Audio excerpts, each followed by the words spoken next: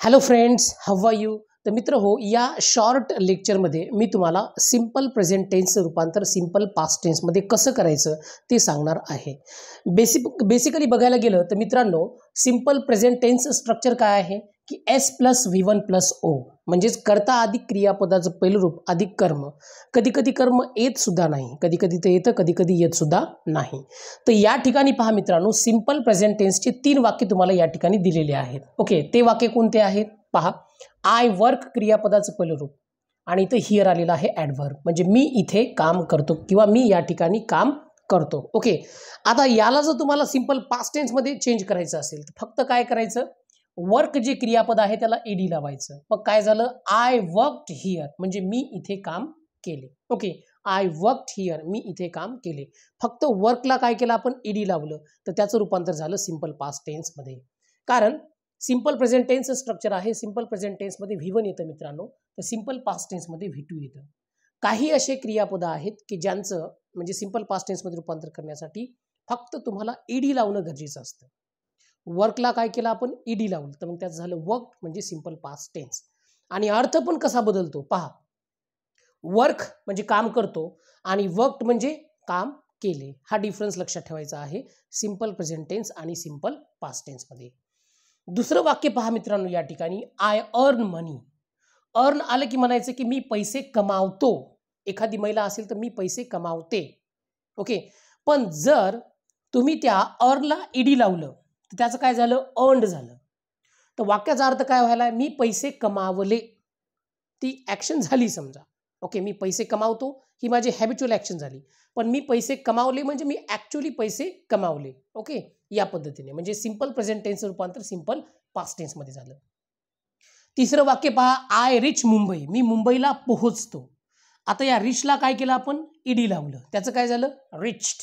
काय झालं, रिच्ड, म्हणजे क्रियापदाचं दुसरं रूप. आणि क्रियापदाचं दुसरं रूप म्हटलं की तुम्हाला माहित आहे की सिंपल पास्ट टेन्स. मी मुंबईला पोहोचलो. पोहोचतो आणि पोहोचलो मध्ये डिफरन्स कसा आहे ते पाहू शकता. म्हणजे क्रियापदाचं पहिलं रूप वापरलं तर ताती ते शेवटी येतं आणि दुसरं रूप वापरलं तर लालिले येतं.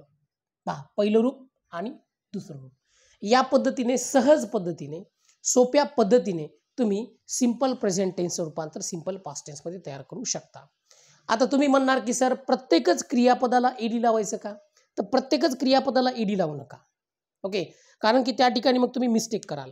त्याचं कारण असं आहे मित्रांनो की काही काही क्रियापदाचं V2 जे आहे ते ईडीने होत नाही. काही काही म्हणण्यापेक्षा जवळपास 170 एक क्रियापदं आहेत की ज्यांचं दुसरं रूप जे आहे ते ईडीनं होत नाही. तर ते जर तुम्हाला जर एक्झाम्पल्स या ठिकाणी मी दिले तर ते पहा कसं होतं. सिंपल प्रेझेंट टेन्स आणि सिंपल पास्ट टेन्स हे आपण बघत आहोत. चेंज कसं करायचं पहा मित्रांनो. जर समजा तुम्ही या ठिकाणी असं म्हणत आहात, चौथं example, I sell a car. हा, तर सेल म्हणजे काय, विकणे मित्रांनो. मग वाक्याचा अर्थ काय होईल की मी एक कार विकतो होईल. काय होईल, मी एक कार विकतो असा होईल. पण याचं जर समजा सिंपल पास्ट टेन्समध्ये रूपांतर करायचं असेल तर ईडी लावता येतं का, सेल्ड करता येतं का, नाही मित्रांनो. तर या सेलचं तुम्हाला काय करावं लागतं पहा. याचं सिंपल पास्ट टेन्समध्ये रूपांतर कसं होतं, आयला आय जशाला तसं. या सेलचं तुम्हाला करावं लागतं सोल्ड. काय करावं लागतं, सोल्ड करावं लागतं मित्रांनो. I sold a car. मग आता याचा अर्थ कसा होतो पहा, मी एक कार विकली असा होतो. मी एक कार विकली, आय सोल्ड अ कार, असा तुम्ही याचा अर्थ काढू शकता. पाचवं example, I buy a flat. Buy क्रियापदाचं पहिलं रूप. बाय म्हणजे विकत घेणे, आय नंतर वापरलं तर विकत घेतो. मग वाक्य कसं तयार झालं, मी एक फ्लॅट विकत घेतो. आता याचं दुसरं रूप काय होतं माहिती आहे मित्रांनो. पाचवं वाक्य जर पाहिलं तुम्ही तर आयला आय जशाला तसं, बायचं दुसरं रूप होतं bought. I bought a flat. आता या ठिकाणी ॲक्शन झालेली आहे, म्हणजे ॲक्च्युअल झालेली आहे. म्हणजे मी एक फ्लॅट विकत घेतला. आय बॉट अ फ्लॅट, मी एक फ्लॅट विकत घेतला. ओके. 6वं एक्झाम्पल पहा. आय घेतलं समजा, ब्रेक द रूल्स. ब्रेक म्हणजे मोडतो, तोडतो, चिरतो, असा कसा बी तुम्ही अर्थ काढू शकता. म्हणजे मी ते नियम मोडतो. I break the rules. मी ते नियम मोडतो. आता ब्रेकला ईडी लावता येतं का? ब्रेकला ईडी लावता येत नाही. मग काय करायचं पहा. आयला आय जशाल तसं, ब्रेकचं होतं ब्रोक द रूल्स. मग याचा अर्थ काय होतो? मी ते नियम मोडले. मी ते नियम मोडले असा याचा अर्थ होतो मित्रांनो. मग इथं काय सांगितलं मित्रांनो तुम्हाला मी, की बाबा क्रियापदाचं पहिलं आणि दुसरं रूप प्रत्येकच वेळी ईडी लावून होत नाही. म्हणजे दुसरं रूप ईडी लावून होत नाही. सिंपल प्रेझेंट टेन्सचं तुम्हाला सिंपल पास्ट टेन्समध्ये रूपांतर करायचं असेल तर या ठिकाणी एक गोष्ट लक्षात ठेवायची मित्रांनो. ब्रेक पहिलं रूप आहे, ब्रोक झालं दुसरं रूप. हे इरेग्युलर वर्ब्स आहेत ज्यांचं की V2 जे आहे ते अगदी वेगळ्या प्रकारे होतं. ओके. मग आता मित्रांनो याच्यात गंमत आणखीन एक अशी आहे की काही अशी क्रियापदं आहेत जी की तिन्ही काळामध्ये सारखीच राहतात. म्हणजे तिन्ही रूपामध्ये आपल्या सारखीच राहतात. मग त्याचे काही एक्झाम्पल्स घेऊयात. मग त्याचा अर्थ संदर्भानुसार साधा वर्तमान काळ बी काढू शकता आणि साधा भूतकाळ सुद्धा तुम्ही काढू शकता. कसं तर बघा मित्रांनो, आता 7वं एक्झाम्पल त्या टाईपचं तुम्हाला काढून देतो. पहा एक्झाम्पल नंबर 7.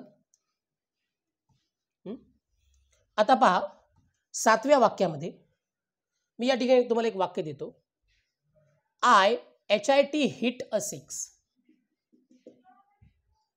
आता हिट म्हणजे मारणे किंवा तडाखा देणे असा त्याचा अर्थ होतो.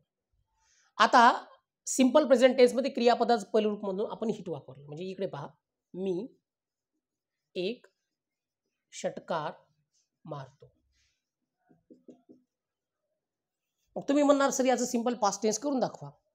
तर पहा मित्रांनो याचं सिंपल पास्ट टेन्स कसं होतं. आय हिट अ 6. आता तुम्ही म्हणणार हे काय प्रकार आहे? सिंपल प्रेझेंट टेन्समध्ये बी हिट आणि सिंपल पास्ट टेन्समध्ये बी हिट. त्याचं कारण असं आहे मित्रांनो की हिट हे जे क्रियापद आहे तिन्ही रूपामध्ये सारखंच राहतं. म्हणजे V1 बी तेच, V2 बी तेच आणि V3 बी तेच. डिपेंड करतं की हे वाक्य तुम्ही कोणत्या कॉन्टेक्स्टमध्ये बोलत आहात. आय हिट अ 6 म्हणजे मी एक षटकार मारतो बी होतं. आय हिट अ 6 मी एक षटकार मारला असा सुद्धा याचा अर्थ होतो. पहा, मी एक षटकार मारला. दोन्ही प्रकारे तुम्ही याचा अर्थ काढू शकता. आय हिट अ 6 टुडे, मी आज षटकार मारतो. आय हिट अ 6 येस्टरडे, मी काल एक षटकार मारला. आता कालमुळं आपल्याला कळालं की या वाक्याचा काळ जो आहे तो सिंपल पास्ट टेन्स झालेला आहे. यासारखी इतर कोणते क्रियापद आहेत ते मी सांगतो तुम्हाला. 2-3 एक्झाम्पल आणखीन देतो. पहा मित्रांनो 8वं वाक्य. I read a story. पहा, मी एक गोष्ट वाचतो. आता याचं दुसरं रूप बी कसं आहे मित्रांनो तेच आहे. I same spelling. पण याच्यात गडबड अशी आहे मित्रांनो की जेव्हा त्याचा उपयोग तुम्ही दुसरं रूप म्हणून करता तेव्हा त्याचा उच्चार तुम्हाला तिथं रेड करावा लागतो. जिथं की याचा उच्चार हा फक्त रीड असा होतो. आय रीड अ स्टोरी, मी एक गोष्ट वाचतो. पण जर समजा तुम्ही म्हणत असाल आय रेड अ स्टोरी, मी एक गोष्ट वाचली असा त्याचा अर्थ होतो. उच्चार रीड. मी एक गोष्ट वाचली असा समजा तुम्ही त्याचा उच्चार करू शकता किंवा अर्थ काढू शकता. 9वं एक्झाम्पल. आय परत एकदा cut see to cut an apple. पहा, मी एक सफरचंद कापतो. मी एक सफरचंद कापतो. आता कटला कट इकडे जशाल तसं ठेवलं समजा तुम्ही. आय कट ॲन ॲपल म्हणजेच काय, मी एक सफरचंद कापले. या पद्धतीने मित्रांनो. म्हणजे ही अशी काही क्रियापदं आहेत की पहिल्या रूपात बी तीच आहेत, दुसऱ्या रूपात बी तीच. पहिल्या रूपात बी तीच, दुसऱ्या रूपात बी तीच. पहिलं बी रूप तसंच आणि दुसरं विरूप तसंच. हे तुम्हाला समजणं गरजेचं आहे. म्हणजे या ठिकाणी मी तुम्हाला 3 वेगवेगळ्या नमुन्याचे एक्झाम्पल्स दिले. पहिले 3 होते मित्रांनो ज्याला आपण ईडी लावलं.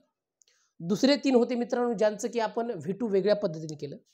आणि तिसरे जे 3 होते त्या ठिकाणी तुम्ही बघितलं की V1 बी तेच आहे आणि V2 सुद्धा तेच आहे. तर हा भाग तुम्हाला लक्षात ठेवणं गरजेचं आहे की सिंपल पास्ट टेन्सचं रूपांतर सिंपल प्रेझेंट टेन्सचं रूपांतर सिंपल पास्ट टेन्समध्ये करत असताना तुम्हाला कोणती काळजी घ्यायची आहे ते मी या ठिकाणी सांगितलेलं आहे. आय होप की मित्रांनो हे लेक्चर तुम्हाला समजलं. सिंपल प्रेझेंट टेन्सचं सिंपल पास्ट टेन्समध्ये रूपांतर. Thank you very much.